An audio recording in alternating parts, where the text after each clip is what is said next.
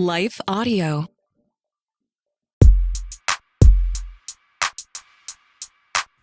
Today on Talk About That, John has a leaky ceiling and is running late even while he's asleep. Meanwhile, I wonder why no one's ever on their phones in their dreams, and I tell the story of the group in the 1600s who thought the world was ending. Plus a conversation about overcorrections, balance, and the need for dissenting viewpoints. Today's episode is not sponsored by Holy Toledo, Ohio's newest megachurch.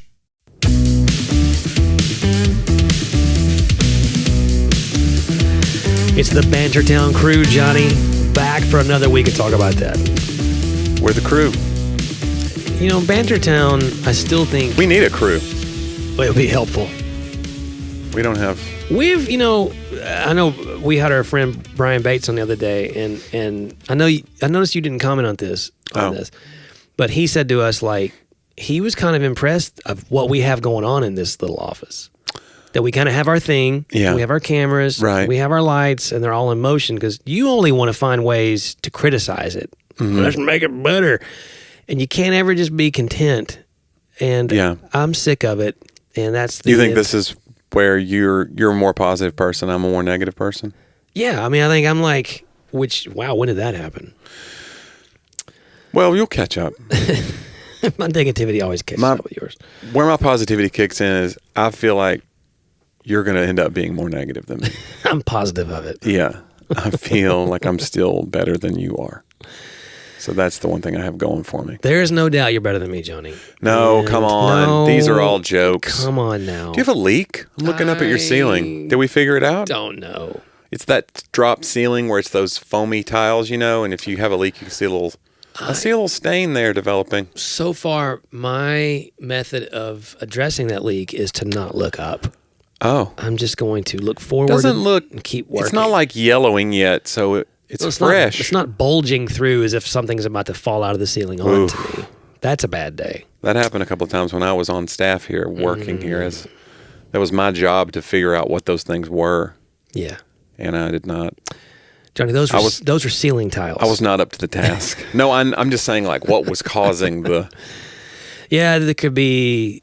Usually it's a leaky pipe or something from an AC unit upstairs. But I don't know. Right here, there should be nothing above me. And I'm still not sure if it's not just a shadow. We forgot to look last time we turned our lights back off. Won't that preach, though? Sometimes we don't know what's above us.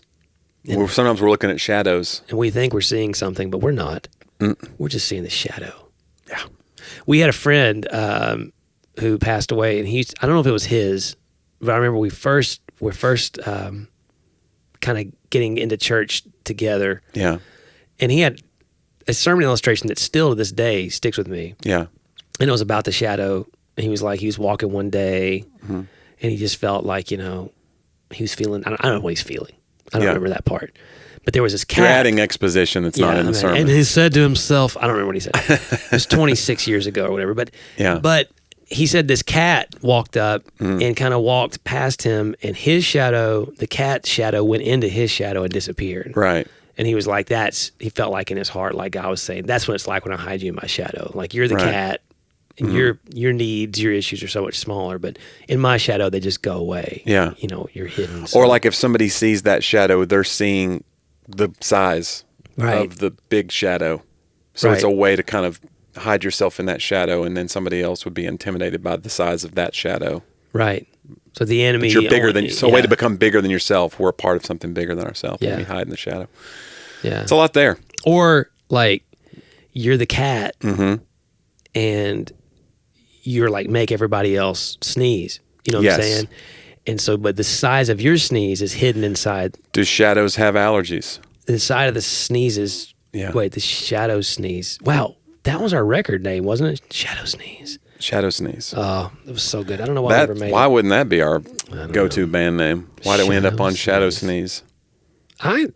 It's got a ring to it. That's kind of like Ark Eden. It's just like, hey guys, I got this idea. Shadow Sneeze. What does it mean? Like a shadow. Like in the Bible. And a sneeze. Sorry. Yeah.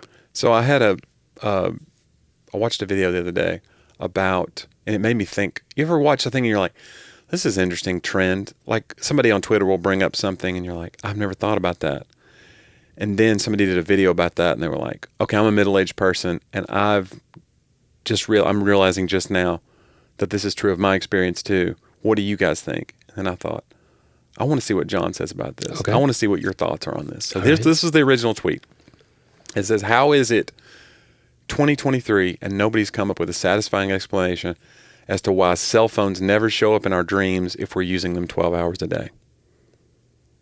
And the guy said, I had to admit, I don't use cell phones in my dreams.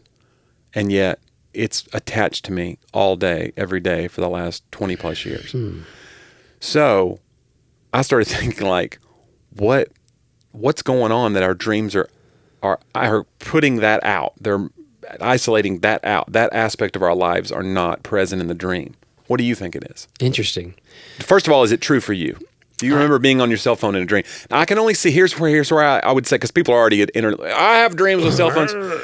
If you have like a nightmare, if you have a bad experience in your life where you got a call and somebody was gone or somebody was in a car accident, and now your dream is making you relive that story, I can see why that would be. If it's attached to trauma. But if you're just having a dream, in other words, if you dream, like I dream of my mom, in my dreams, my mom is still alive.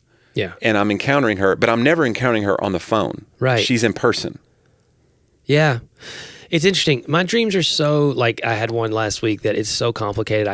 I don't have words for it, but it's always about I need to get somewhere, and there's like this labyrinth of obstacles between me and there. Right. They're waiting for me to do something when I get there. Usually I got to preach or something. Oh boy. And I don't have like shoes on. I'm looking for my shoes, and then I'm crawling through like again some crazy uphill step. You're late to preach, or I'm late for a class. That'll happen. I'm going to be a student in I get class. that. Yeah. Like college though. Right. And I'm supposed to have something to present. Okay. And like I haven't even started on it. Like I have a lot of those. Yeah, that's a very common thing of like feeling panicked that you've not done the project. Yeah. You're going to let people down, and you're hurrying to get there. Right. And that it's already started. Yeah. But but in your dream, it's very strange. Like this one though is like the number of obstacles to get there was like, it was almost like I was crawling over like, not a windmill. What do you? How do you crawl over a windmill? What do you John? call that in the water, where where it's coming out the side? Like a steamship turbine yes, like thing? there were those. Like it's like the wheel? It was like my brain had created these elaborate. Yeah, it's like a video game puzzles. And like I get to one and I get caught in this one, and it would actually suck me in more on this level, and I can't ever get to the next step level up, and I'm like running through parking garages, all kinds of stuff. But never does a phone ring and you pick up the phone. I never had a phone, like even a landline. A phone would have been helpful to call ahead to go, hey guys, I'm running behind here back in this labyrinth of windmills. So here's what I think it is. This is my theory on it. All right. Your brain here's what dreams are. It's just movies that your brain is running for you while you sleep. Okay. So here's what I think is your brain even knows that a phone is a lazy narrative device. So it's saying like, we're not going to make it a phone call. We can just bring mom into the thing. Yeah. You know? Right. So that just shows how boring we've become with phones, that even your brain's like, we're not doing that. We're going to spend the money. We're going to go big budget with this thing. We're actually bringing your dead mother in. Yeah. It's not going to be just her voice over a phone. Right. So that just shows like how dull we've become. Yeah. With phones. It's really taken technology is made us so dull that even your brain's like, I know that technology, you're addicted to it. Can we not be more creative? We're not doing that. Right. We're not green screening this. Yeah. This is going to be the real deal. I love the idea that your brain is speaking to your consciousness and telling it it's stupid. It's being a director. Like, what is wrong with you? It's being like, hold on, we've got the actual Hitler here. Right. We don't have to. We don't have to fake it. We don't need a phone. It's not a phone call. It's not a Zoom with Hitler. He's Hitler. Here with your mom. Ta-da. Right. Yeah. I like that. And then if it's my dream, my mom suddenly becomes Hitler for no reason. Do you have people just change places in dreams? Like they're one thing and then they're another, and you don't stop to think like, wait a minute. Why is my brother now a bear? That has happened to me before. Yeah. But my brother's never become a phone. I'll say that. Wow. It's very interesting. I want to know. And maybe we're wrong. Maybe it's not a huge, across the board. Yeah, but that guy, he tweeted that for a reason. It's the exception that proves the rule. So you may be an exception, but I think if you have a trauma that's tied to a phone, But I would say even if you're dreaming, like say you're a day trader, you're on the phone all day. Right. Which I am. Yeah. Just John's constantly sell. Yeah, right now. I'm making money right now. I would think even then your dreams are an escape from that, and you're not necessarily going to dream about a phone. Yeah. I'm definitely in non-normal situations. I'm not ever sitting in my office. Yeah.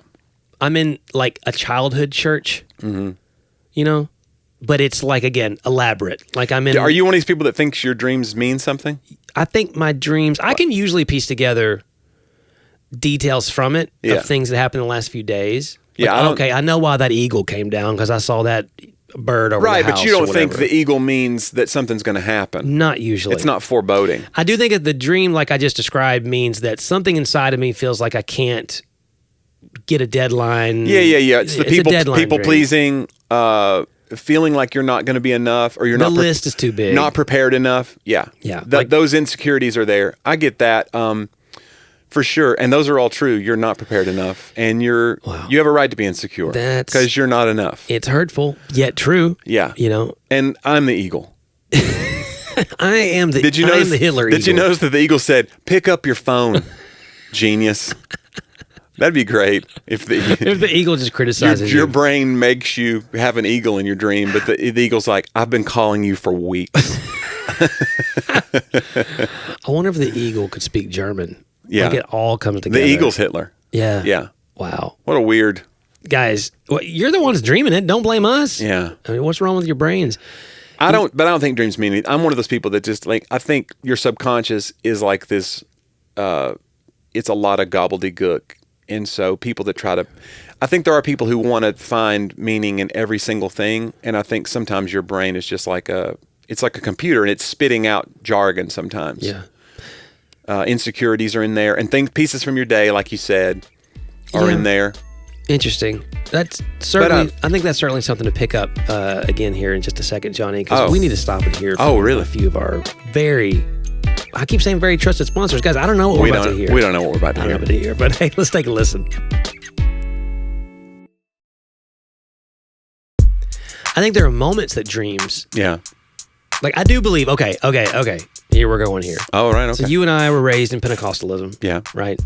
So, and I'm really reading, you and I are talking over lunch today a lot about the lack of balance, the presence of extremism and much of... Yeah. And I don't mean extremism in some political way right now. Well, no, that everything is something, there's no coincidences. That's a kind of a big unwritten belief. Among Pentecostals and charismatics.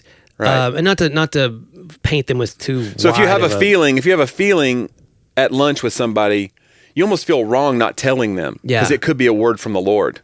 Right. And so, so dreams would have a huge significance maybe. But there's a balance on, I'm reading some stuff about, they use a image called a compass rose, and it sort of shows the tension between the two things. Yeah. And the other side of that is Catholic little c.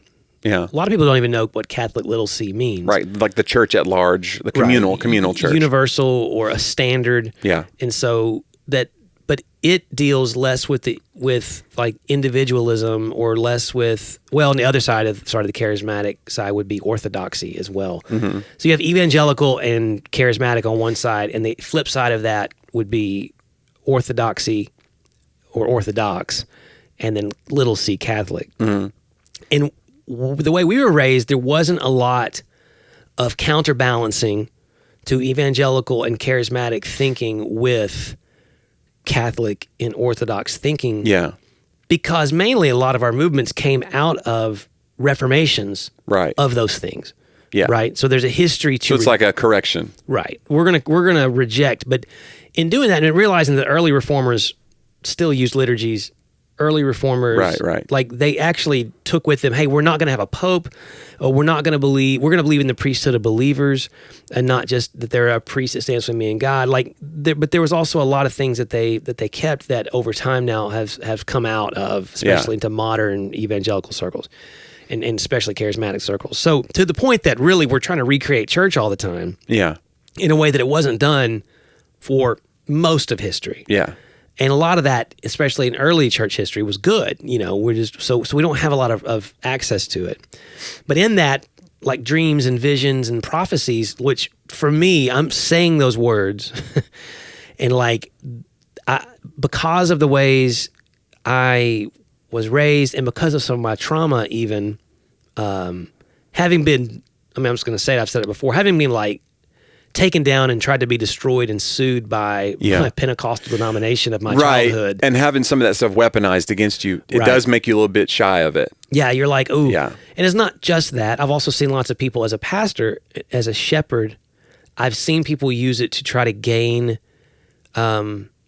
not just power, but to gain influence in church. But like, there's all these alarms. It's so funny. I'll pull the younger staff aside sometimes and go, hey, I just want you to know all of my alarms are going off about this person, this new person. And it's not because I don't care for them or want to help them. I see often if you come in rattling off your spiritual gifts and trying to give words to everybody or something, we don't have a lot of that happen very often anymore. Yeah. But that's very common in Pentecostal churches. People are church hopping, they come in and they immediately start trying to influence. I come in talking about my problems. Here's what's going on. Yeah. Yeah, and you know what? The opposite. And I'm going to be a drain here, here, and here. Right. Can you meet with me after church, Pastor? Thank you. We need to talk through. And they go, we've got a person that has those gifts, and they put you together with that person. The other new person. What's your name again, Bob? They just pair you up. Yeah. But there's that, like, the overcorrection of that. It has to be tension between those two things. Is that there have been a lot of things in my life I can't explain. Right. There you want are to be able to hear from God. Right. Yeah. Yeah. I was telling you that yesterday that I had lunch with a pastor and he wanted to get into deep things right away, deep conversations, even though we barely know each other. And I thought it was kind of refreshing, actually. And he even pushed back on a couple of things with me in a cool way, not like in a rebuking way, but just in a like, well, you know that this could lead to this. And I needed it. It was a good balancing, it was a nourishing conversation. Yeah. You know? Yeah, and I think that the overcorrection would be to shy away. Yeah.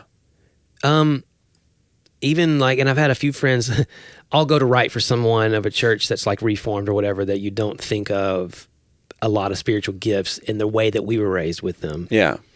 And I have one friend in particular at a major church, and I kind of told him my story early on, very hesitantly, but we were getting, close of, and I'm not telling it here, but there were prophetic things that happened that led me into writing. Right. That were out of the blue, things I can't explain, and things that have come true.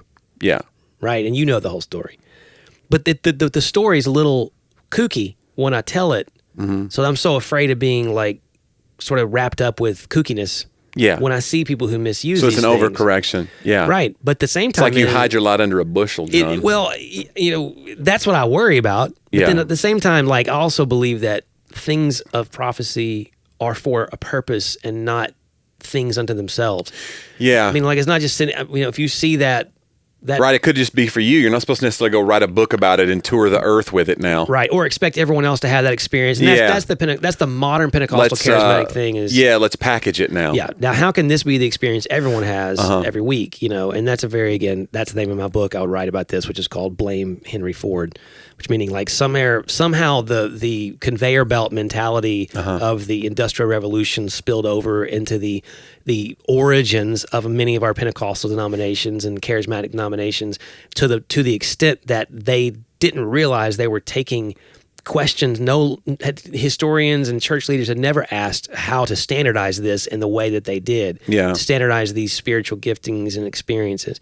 So I'm not saying they weren't happening, but they began to evaluate them based upon some standardized viewpoint. Yeah, like metrics and Yeah, this is what happens every time. Check the boxes kind of mentality. Yeah. So I get, though, afraid then to share, but the truth is, like, God is in many of those things, and God does things we can't explain, and we need interactions with God that are supernatural, can't be explained. That I just don't think that they're, in some of our ways, like, people thought that was the only interaction with God. Mm-hmm. Quiet time or silence, like silence without feeling, right? That can't be time with God because I feel nothing. Yeah. Nothing happened. I heard nothing or whatever, right. But there is a contemplative side and there is an orthodoxy side, even liturgies, a moment where I'm now praying the Nicene Creed along with other believers, and it's not about me right now. Well, and I've even seen the other side of it where if you have a worship service and the music is too good and it makes you feel good, you're supposed to feel bad about that because God can't be in that. It's like, You can't. God can't be if you feel right in the good feeling. If you're enjoying the music, and God can't be using this music to now it's emotionalism. It's like, well, God works in my emotions sometimes. Right. Like I feel it. It's I don't know. There's a hypercriticism sometimes too. I think from people who, like with new music, it's so repetitive. It's just 7 words repeated 11 times. It's like. Pop songs are that way too, though. You don't criticize Beyonce for that. You know what I'm saying? Like, it feels like it's a hyper... And many psalms are that way. Yeah. They repeat a refrain throughout. There's a reason sometimes to repeat things. Yeah. Because it locks it in. It's a way to corporately affirm something. Yeah. I don't know. I think that's an overcorrection too. I don't think I have it figured out, but I do think on both sides, like you said, there's a balance between the things. Well, and there's freedom in the balance of not having to find the pinpoint... I think that's what we're most guilty of, is we all want to find a tribe, find a way of believing, or create a new orthodoxy that we can say, this is it. And I think that there is, I know within this particular thing I'm reading, they're like, hey, there are ways you could leave this particular way, which we think is right, but there are 8 things that are always in tension with one another. That, I mean, honestly, I've experienced my whole life. I feel a tension, and I feel a longing for more structure, more little C Catholic, a larger community feel where it's not just about my personal individualism and my personal relationship with Jesus, but that I'm not lost in a bad way, but that I'm in a big crowd of believers, past, present. The Bible speaks of that, of the cloud of witnesses. Yes, the cloud of witnesses and the hosts above us or around us who've gone on before us. And like to think, hey, I'm reciting or singing or praying the same thing that they were, reciting and singing and praying. There should be something there. In heaven, we're going to do it together, right? If we believe all this. Yeah. So like, there's just this. I think I don't want to be found throwing out. This is one of my expressions: is throwing out baby Jesus with the bathwater. I don't want to be found throwing out the spiritual things to a fault. But the flip side is, to your point, I think occasionally a dream will have meaning. Yeah. I think most of the time, yes. It's just picking out things in my day. Flotsam and jetsam. And I'm like, I look at sometimes and go, I don't have a lot of faith in my brain. Yeah. But God must have made some things like this. This is a supercomputer. This is AI on another level because I always feel like my intelligence is artificial, Jonnie. But come on now. But at the same time, like I go, I wasn't consciously trying to do that. And my brain just made, again, this extensive something that how in the world was that even possible? So if it is just a movie I'm watching, well done, brain. I can always count on my brain to come to the worst possible conclusion. So then that way, I think I'm a supercomputer. Oh, wow. I can count on it to come up with the, a doom and gloom scenario. You're like the one in the movie War Games. Yeah. Right? Like, it always ends with nuclear holocaust. Right. If your brain's in charge as the computer. Would you like to play a game? Yes. Yeah. And, that's the game. I think you need to see somebody. I need to play more tic-tac-toe and less global thermonuclear war. I think you should consider some psychiatric Did they ever do a intervention. reboot of War Games? Weren't they talking about that? A reboot of War Games? Maybe they did. Yeah. And floppy. People used to have to reboot a computer, by the way. Sorry, guys. To our Zennial listeners. What is the first time you opened it? Was it just booting it? You boot it up. Yeah, you would call it booting it up. Yeah. I wonder where that came from. I need the etymology of that. There's no way to know. What is the boot? Yeah. I wonder if it stands for something. I feel like you're about to come up with some. No, I never know. I never know. Give it the boot. I don't know if they made that remake or not. Well, and could it be done? That's the thing. Some of these movies you think, oh, this needs a remake, and then some things it just feels like they didn't age well. I don't know. War Games, it feels like it's very prescient. Yeah, it feels like that. It's too on the nose. Maybe they haven't made it because that actually is a reality now. Yeah, it's too on the nose now. Where people are really have that fear that AI could become self-aware and and launch things. And I do wonder sometimes how close to, like, I read an article about, and again, I'm not making a political statement. It's just reading an article in the Washington Post, and it was talking. Here we go. Trump was criticizing another one of his former chiefs of staff. Mm-hmm. Because he had a lot, and he pretty much hates them all now. Yeah. And they speak out against him. It's a really interesting ahistorical phenomenon. Right. Generally, there's like a complete... That you would have nobody in your formal circle that would stand up for you. Yeah, I mean, again, I'm not making a statement. I'm saying, like, historically, if you were chief of staff to a president, it's like you go down with the ship kind of thing. You toe the line. Like forever. Yeah. And so to have like 4 of them who go, no, is really interesting. But he said apparently he had to argue in the final days of his presidency to keep him from attacking Iran. Oh, wow. Like he had to go to bat, like he was actively working to keep the president from just attacking Iran. And not there's not reasons to go to war with Iran all the time. I understand that.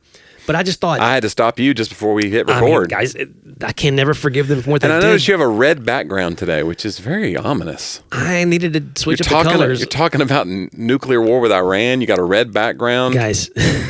I don't like this. I don't like this, John Driver. I don't. Eagles and Hitler. We've gone a lot of places today. We have gone places. But I'm not going those places. No, I just thought, though, I wonder how many things, not just with him, but how many things with presidents or computer glitches or how many times have we averted disaster? That we'll never know about, which I know is what shows are written about. Yeah, like we know about Cuban Missile Crisis. We know about some of that after the fact, and now we know even more about that stuff. But it's like... Yeah, you just realize like we could have ended civilization a few times now. It's very interesting to me how thin the margins are. Well, my brother-in-law works for HUD, and he was in the Air Force and everything, and so he's been around government stuff for a long time, and he's just like, there's some stuff I know I wish I didn't know, and there's a lot I'm glad I don't know the details of. Yeah, once you're involved enough to be like, you go, I'm glad we're. It's like the whole Men in Black thing where they're like, well, people could handle knowing there's aliens. He's like, people are logical. He's like, no, person is logical. People are paranoid, crazy. They have mob mentality. They overreact. Yeah. And so, we see that now with the internet where you can find a tribe of people who think some crazy conspiracy theory. And now there's like it's like we give quarter to that now, whereas it would have been given no quarter if it's a crazy guy at the end of the bar. Right. Now that person can find 100 other people that also believe that, and it can become a movement, and it can become a real thing. Yeah. So that's made it more dangerous than ever. And every good conspiracy and lie has elements of truth to it. Yeah. So that's the thing. You can point out the elements of truth, overemphasize them, and then it's almost like... And the absence of proof just proves the conspiracy is deeper than we ever knew because... Right. There's not even proof of this thing. That's how good they are. Right. They've hidden it this well. Right. Instead of saying there's no evidence, you're like, there's no evidence. The burden of proof is on the person who you're accusing, though. Yeah, it's very interesting. It's almost like, in we call that pork barreling in legislative processes, which is this bill passes, and in order to get it through politically, you added a bunch of other stuff to it that has nothing to do with it. Right. I think that's how you sell a conspiracy. You take a few things that will actually pass muster, and then you put a whole bunch of other things in it, right? That are actually the bigger deal. Right. Also, there's lizard people. And you're like, I can't. I do believe this, but not. Well, lizard person, sure. Lizard person, but lizard people, no, because they get out of whack. Do I believe you're a lizard? Maybe. How do you think that stain in the ceiling got there? Maybe that's where my habitat is. That's where your forked tongue. Lapped up at the ceiling tile. You don't like that, forked? That was good. Okay. John, it's time. Is it? I think it's time.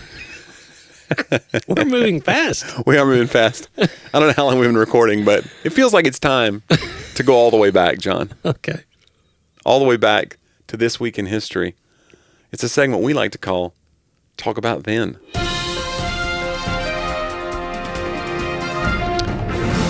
Oh, we got some more presidential stuff. This week, 1975, U.S. President Gerald Ford falls down on the steps of Air Force One after arriving in Austria. Pretty famous video. Chevy Chase's parody of this on Saturday Night Live, along with another fall while climbing up the stairs of Air Force One. The following December and other klutz moments would lead the media to characterize Ford as a klutz. Ford, however, was a star college football player for the University of Michigan, so he was actually an athlete. He just had a couple of whatever. And they talked about that's kind of the Saturday Night Live in the zeitgeist, in the public consciousness, was so strong then that they actually affected President Ford's approval ratings. They feel like it made him a cartoon character, in that way. I think satire should have a role of informing the populace. You're supposed to speak truth to power. Comedy has that role. Yeah, but when you trivialize, though, a politician's effectiveness or role for basically nothing but something that he didn't do politically. If you're gonna, that's what's hard about it, is you kind of want his record or his ability to lead to be the main reason why you dismiss him or not. But when it's literally because you think he's a klutz, it's like a low hanging fruit or whatever. Yeah, I don't know. That is interesting, and it's gone on. I mean, obviously, it's a tradition that's carried on to this day. It's just, I don't know if it matters at this point now. People are so polarized now. They're just like, it doesn't matter what is said about my guy if he's on my team. We're rooting for Laundry. Yeah. It's kind of we're in a weird spot now where, like we were talking the other day about the Howard Dean moment, what is that, 2008? He's the front runner for the Democratic nomination. He has this moment where he goes, yeah. And then that's a meme in the early days of YouTube. He basically is proven by that moment to be unfit for office. Right. Like, can you imagine? Like now, that's not even anything. No. You can say whatever you want. You can say the most abhorrent things. Nothing can take you off of your candidate if you like that candidate. They can be the silliest, craziest. They can say the weirdest things. They can believe the weirdest things. Well, because everything is curated literally by the algorithm. Yeah. For you to only hear the positives. Maybe. If you watch long enough, you only hear the positives of the things that you believe or the people that you follow. Yeah. Because it will literally get rid of the other. That's what's so scary about it. So. Well, I don't know. And I don't know. What do you think without the klutz imagery? Do you think President Ford, you said that about President Ford, his policies and his leadership should stand on its own. What do you think of him as a president outside of that? I think he was pretty, pretty milquetoast? Yeah, I don't think there's a lot there. The deal is him following Nixon. Yeah. I don't think he was ever going to... And then pardoning Nixon. Right. The pardon... Yeah. Which imagine what Twitter would have done with that. That's an interesting thing. Like, that's a big political swing. It was then. To one hand wash the other. But you had an ability to take big swings back then that once the mainstream media, the news cycle sort of ran out on it. I mean, it historically has remained a big deal. But today, social media allows a fire to never go out. Yeah. Like we could just add new air to the fire, oxygen to it every day. You could make a whole new podcast just about that. Right. That's our next podcast. It's called Just About That. Just About That. John, this week, 1925, baseball legend Lou Gehrig began his record 2,130 consecutive Major League games. Wow. Which I think that was broken, right, by Cal Ripken, Jr. I believe so. Cal Ripken Jr. Yes. Yeah. Who became baseball's Iron Man many years later. But I did not know Lou Gehrig set the original record. Yeah. Thomas Edison received his first patent this week, 1869. Do you know what it was for, John? First patent. Give me a second. I'm not going to know it, am I? Well, it's good to guess, though. Okay. First patent would have been for... I want to say something like... It couldn't be bifocals. That was Benjamin Franklin. Trifocals. So he came out with trifocals first before? No, it's after Franklin. Okay, after Franklin. Yeah. No, John, you're a fool. It was Thomas Edison was granted his first patent for an electrical vote recorder. Oh. Although his vote recorder was a failure and was never used, Edison went on to invent many other famous... There's actually a drawing of the vote recorder, and it's a funky-looking little thing. Wow. It's odd looking. I'm not sure exactly how it ever worked. And evidently it didn't work. Apparently it didn't. Don't give up the ship. This week, 1813, U.S. Captain James Lawrence orders, don't give up the ship, after being mortally wounded in battle during the War of 1812. He died of his injuries on June 4th. He had engaged his frigate, the USS Chesapeake, against the Royal Navy frigate HMS Shannon. The British ship was able to disable the Chesapeake during the first few minutes of the battle. Lawrence, mortally wounded during this exchange, made his famous proclamation, don't give up the ship, fight her till she sinks. However, the British boarded and took his ship. Right.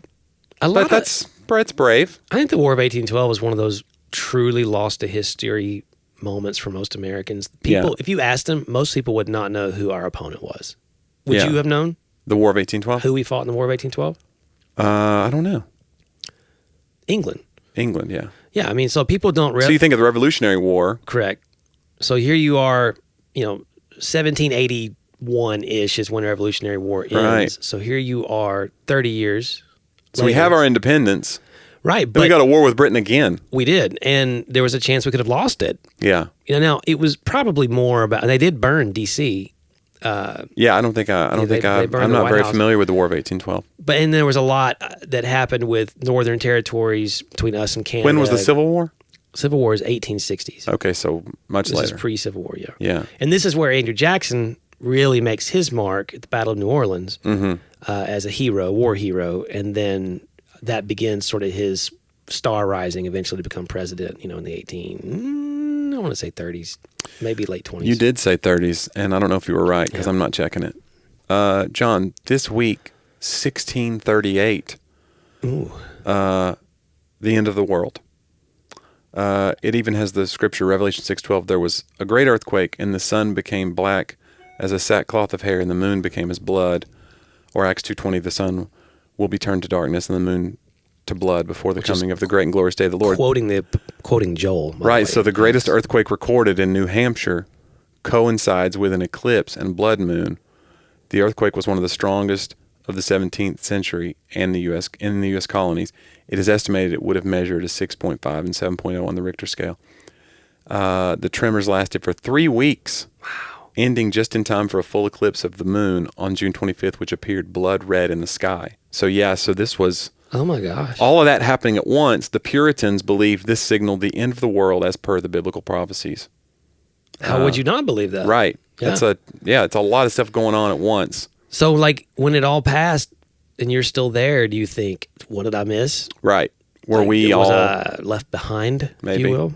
Yeah, were they was this pre kind of a because we were talking about that, about how eschatology in modern evangelicalism is very wrapped up in Revelation as a very literal thing. And I wonder if they were there where they thought we're pre-tribulation rapture people, or is that a relatively newer, That's a great last couple of 100 years thing? I'd have to really search out my Puritan. But yeah, either way, it was spooky, and they attributed it to their beliefs, and so they were like, yeah, this is the end of the world for sure. It's a lot going on there. I remember we had a student one time who she was a little melodramatic at times as a teenager. All teenagers are. I remember one night that we had there was the moon was kind of orange, and she goes, Pastor John, the moon is turned to blood.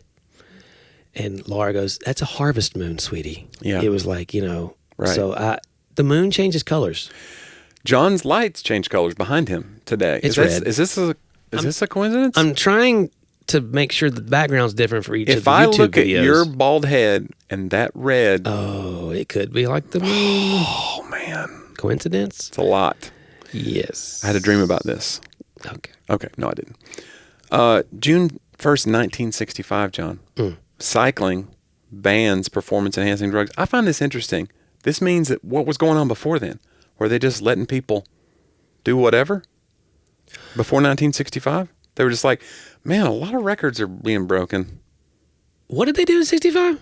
They banned performance-enhancing drugs in bicycle racing. So, yeah, what did they have? Yeah, what was going on? I want to know what drugs were available. Well, it's like baseball, when they finally banned PEDs. Before then, if you look at the 70s, they go, oh, that was before the steroid era. But everybody was taking speed. Yeah. Everybody was on what was called greenies then. So they were all on amphetamines, basically. Interesting. Because they're playing double headers. You just go, man, they were really running out those ground balls. Yeah, they were. Yeah. Their heart's about to explode. Sprung crystal meth. Yeah. So anyway, but that's interesting. I wonder what was going on. I need to research more about what drugs they were concerned about in 1965 that they thought we need to intervene. Yeah. And who banned them? Was it a cycling federation, or was it the government got involved? Yeah. The 4-minute mile, John. The first American to run a sub 4-minute mile. Roger Bannister. Yeah, I've heard that You knew about that name. Of Britain. Wait a minute. Don Bowden is the first American. Roger Bannister of Britain had done it 3 years earlier. So the British, once again, beat us to the proverbial punch. But they didn't take our freedom. No. They couldn't. We're not under the monarchy. No, we're not. We don't speak English. We're 2-0 in those battles. Yeah. But Don Bowden, we don't want to give credit. So he was a 3:58. What do you think you run a mile in, John? What's your lowest? Lowest? Yeah. Oh, shoot. What are you, 7 minute? Shoot. You never run a 7 minute? No, my lowest, again, I didn't really start running seriously till 30. Just give me the numbers, John. I'd say I could run an 8 in my best day. I think I did an 8:15 one time. Yeah, I mean, it'd be in the 8s. And I mean, again, I'm 220 pounds when I ran that. So I'm a what you call a Clydesdale if I ran a... Yeah. There's a Clydesdale category when I run races. I feel like it's disrespectful. It is. Like I'm clomping around. Yeah. I'm a show horse. I'd be more like in the Shetland category. I'm a beefy person. Yeah, I just...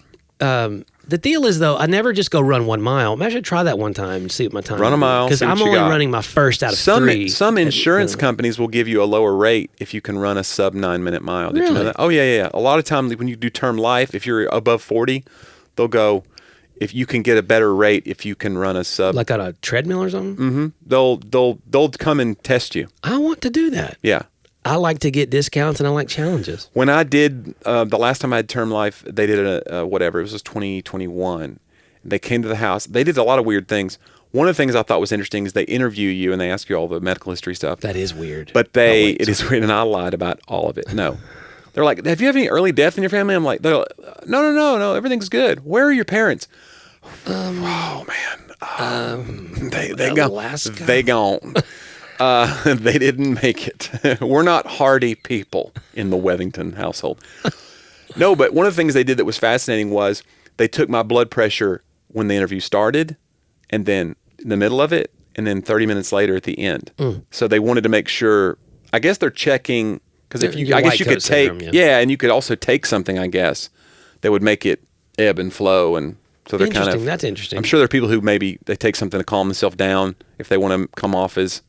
So they're trying to make sure you're not tricking the system by taking it 3 different times in 3 different time spans. Anyway, I got a good rate. I got to say, I got a lot of coverage. Enough that I'm concerned that Curry's... Yeah. I've seen that look in her eye. Yeah. She's like, no, you take the elevator. I'm good. You're like, wait, what's this? I'll get the next one. What's that about? Yeah, here, get this rental car. No, not that one. This one. Yeah. What's that smell? Right. That's not brake fluid. Yeah. Go ahead. What does brake fluid smell like? Does it have It smells like... Is there an odor? Yeah, I think so. You know that there's those people who can smell... Is it cyanide? Yes. That smells like bitter almonds? Yeah. Not just almonds, John. Bitter almonds. Bitter, which is a taste. It's not a smell. Which there is cyanide. There's a connection between almonds and cyanide. Is it cyanide, right? It's cyanide. Yeah. Okay. But it's only a certain percentage of people that can smell it. Yeah. So if you're going to poison somebody with cyanide, lucky you need dogs. to know what genetic marker if they have the smelling. Yeah. Plus, if you're me, I'm just going to drink the soda. I'm not going to be like, let me have a sip. Let me have a sniff of this. What is this? Diet Bitter Dr. Pepper, right? Yeah. Right. Put it in like the new strawberry Dr. Pepper, and they'll never. That's very pungent. We'd like to state we don't endorse poisoning people. No. I mean, like, we're telling you how to do it, but we don't endorse it. Hey, don't do it now that you know how. We're going to go ahead and stand on the side of anti-poisoning. Yeah. Don't do it. Anti-poisoners. Yes. Yeah. The AP. Lastly, John, this week, 1796. Do you know what happened? 17. You should know this. That would be George Washington's. Nope. Okay. Because that's the year he... It has to do with where we live. Oh, Tennessee became a state. Tennessee became the 16th state. Check it out. This week, 1796. Wow. So we've made it. I built a wall in my backyard, a privacy wall that you saw the other day when you came over. To make yourself a state. You're applying for statehood. This is my new, But I had to drive out to the cedar mill to get all the wood, and it's out in Gordonsville. This feels like a very old sentence. I had to drive out to Gordonsville to the cedar mill. It really is. And like I got off, I forget which exit, it was Linwood Road, you know that one, I-40. And, right. Man, suddenly, I'm in a bygone era. Yeah, you're in a different time. Like I'm driving, and it was awesome. Rick Roberts, our friend, comedian, he has a bit about that, about doing a show in Central Arkansas. He goes, I got this show in Arkansas. And he goes, then I had to call my agent. This was years ago. He goes, I had to call my agent and be like, is there a time difference? He goes, yeah, it turns out about 30 years. He goes, they don't even have cable there. Man. Yeah, it was, but there's little rock walls, and there were little little cemeteries, homesteads and farms and things. Oh, everywhere. Yeah, the little winding road is very, very pretty day, but these little cemeteries everywhere. And so then I found one at the park where it said he's doing beach practice now up in Goodlettsville, and there was an old gravestone. I walked out to you look went at. walking through the cemetery. Well, it's on the park grounds, Okay. and they also have like an old house from the late 18th century, late 1700s, and then they have like a rebuild of Mansker Station, which was one of the early forts there. They've redone it, recreated it. And that gravestone, though, he was born in 1815, and you realize like people in Tennessee. I mean, there was a lot of people here. 1815, and again, it's what 1796. So it would have been 20 years later. I mean, like. You really start researching this area. I mean, it's very historic in terms of American history. Now, obviously, there was a lot of indigenous people living here long before that. But in terms of understanding how it became a part of the United States, it's a really fascinating process. Well, yeah. And Tennessee, I'm not too fired up right now about our current government legislature ne'er-do-wells, but I will say this. I'm a proud Tennessean. I like where I live. I like Tennessee. And, I think there's something about, I like Nashville in particular. It's kind of like we're in the middle of the state. It's kind of a big city feel, but it's still got the warmth of a southern city. It's like a southern big city. Yeah. So you feel that a little bit of a melting pot, but also it's a very traditional southern vibe to it, which I dig. Yeah, it's got, it marries them pretty well. And not all the time. Sometimes, like where we are in our county, which is just east of Nashville, which was just a farming community. Yeah. Less than 30 years ago. There's still some of that carryover. Like there was just a vote this week. We have we are like the third richest county in the state, and we have like some of the lowest paid teachers in the state. And I mean, just surrounding counties. Well, we're not talking about like comparing us to the. And we're already losing teachers anyway because they're coming out of the pandemic feeling unappreciated, and now they're being told every day that they're teaching CRT when they're not. Like it's crazy right now. Yeah, they're leaving Wilson. It's crazy to be a teacher. They're leaving Wilson County, especially in droves, because they can go next door county that's a lot like ours. They can go to Rutherford and make another $10,000, for doing the same job. And so our commissioners had a vote, and literally it would have been the equivalent of a $70 annual tax increase per homeowner. Only if you had a $400,000 home or higher too, right? I don't know if it's like, I don't know if that's like prorated if your home was less or more. I don't know. I just know that's kind of probably the average. And literally they turned it down. And so like teachers there's all kinds of teachers on the forums writing. So hey, I'm leaving the county because I can't afford to do this. I love my job and this is where I'm from and I love this place. So you still get some of that holdover sometimes of like, we're not going to increase. I'm not pro taxes. I'm just saying, like, I am pro teachers. Yeah. Like, if there's a way, you got to make a choice eventually. When your city has grown from a farming community into what this county is and these cities around here are, like, it would be okay, I think, for us to pay our teachers a little better. So you do get into some of that holdover, that tension between. At the same time, I don't want to live in a place where taxes are 70% and the government's controlling everything. I understand. I understand there's a flip side to that coin, but I think we're a little sometimes too afraid to take reasonable small steps in order to help. We love you, teachers. Please stay in Wilson County. We need you. We need teachers. Yeah. I'm going to go out ahead and say it. We're against poisoning and we are pro teachers. Yeah. We've made some big statements today. I'll give you $70 right now, John, if you'll become a teacher. I am a teacher, but I'm just not in the classroom anymore. Actually, my license expired. This feels like I'm not a doctor, but I play one on television. Feels like that old commercial. I'm educated as a teacher. Yes, how about that? Right. And I used to be a teacher. You could go back to teaching like that. Oh. Just go get what are they handing out those certifications? They would probably need me right now. Yeah, they could probably use you. And probably give me some like, hey, we'll let you do it as you go. Because I think that, yes, we have a teacher shortage here. Yeah. Do you know how, your shortage is pretty severe when you would take me. You know what I'm saying? You're like, whew. That's how bad it's got. This is literally the bottom of the barrel. Send out the bad signal. And it's a deep barrel, Johnny, with lots of things in it. And it reminds me of the archives of our podcast. It is a deep barrel. Talkaboutthatpodcast.com, where you can find over 260 archived episodes to enjoy or infuriate you. Yeah. Whichever you want. Yeah. We would love it if you would partake of those. If you want to find ad-free versions of the show, you can support the show right there at the top right link there. I mean, for the cost of literally less than the cost of a Starbucks drink a month. Yeah. You can get You can support the show and get ad-free content. So yeah. And so do that. And but enjoy those episodes. Leave a review if you would. Go to Amazon.com, search for John Driver. You can find all of his new projects and existing projects. And my website is JonnieW.com. We actually have a local show for Middle Tennessee people. If you want to make the trek, me and my buddy Brian Bates and Rick Roberts, Alex Voluto, all Dry Bar Comics. We're doing a show here at the Grove. We're calling it the Grove Comedy Club, but it's here at the Grove Church. That's June 11th. In Mount Juliet, where we record this podcast, just downstairs from here. And it's going to be a great show. We're going to be doing some of the hits, but also some new material. So it's we're working some things out. Yeah, I will put the link in the show notes. Yeah, do that. To buy the tickets. They're $10. Yeah. And also, we'll have free childcare. Yeah, for elementary age kids. How are you going to get a deal like that? Yeah, it's great. It's going to be a fun night. Our brew will be open, which is our cafe. Yeah. And you can get Starbucks quality drinks. You can come watch comedians. It all comes back to Starbucks quality drinks. Doesn't it? So yeah, I'll stick that in the show notes. But if you're also just wanting to remember, it's Grove Church MJ/comedy. Yeah. And GroveChurchMJ.com/comedy. Yeah, so do that. And also all my other dates will be on my website too. I'm going all over the country this year. Everywhere. I've been everywhere, man. Yeah, you and I are going on a trip together next week.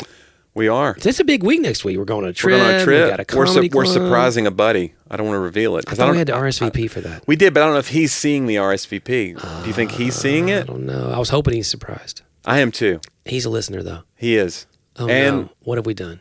I know, but yeah. But it's going to be a fun trip. All of our friends are now going, is there something they could surprise me with? Yeah. Yeah. And then when it's not them, they're going to be like, dang it. Sons of guns. They go and they pull their Patreon. Yeah. Please don't. This is the beginning of the end. Yeah. So, yeah. Hey, guys, thanks so much for every week joining us. We really have a good time doing it. We'll do it again next week on Talk About That.